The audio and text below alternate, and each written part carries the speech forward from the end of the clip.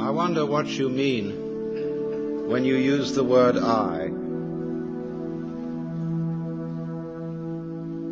And I've come to the conclusion that what most civilized people mean by that word is a hallucination.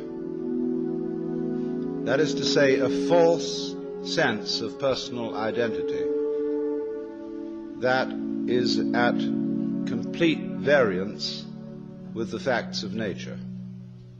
And we have not realized, therefore, that our environment is not something other than ourselves.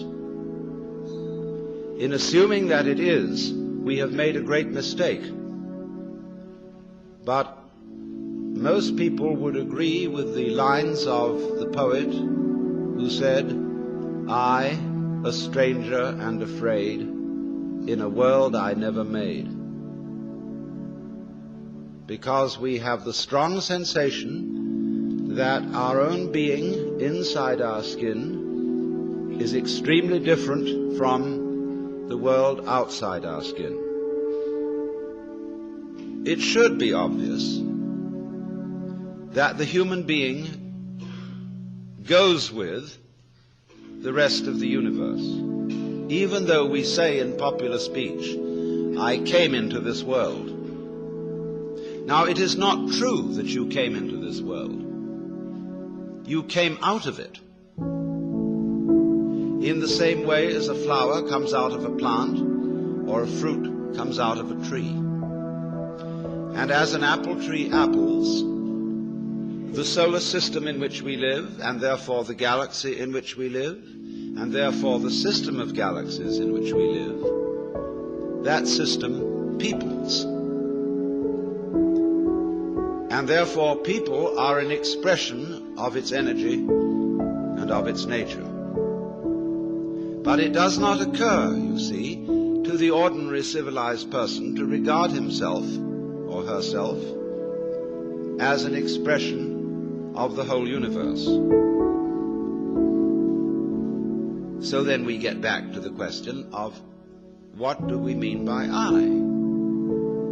Well, first of all, obviously, we mean our symbol of ourselves. Now, ourselves, in this case, is the whole psychophysical organism, conscious and unconscious, plus its environment. That's your real self. Your real self, in other words, is the universe as centered on your organism.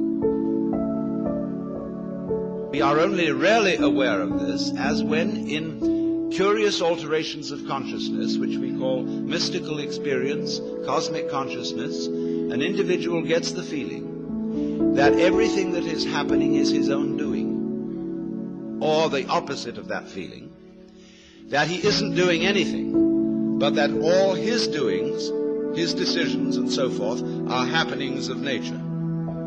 You can feel it either way. You can describe it in these two completely opposite ways, but you're talking about the same experience.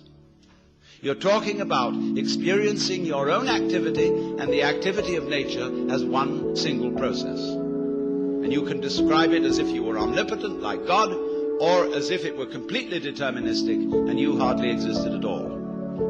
But remember, both points of view are right.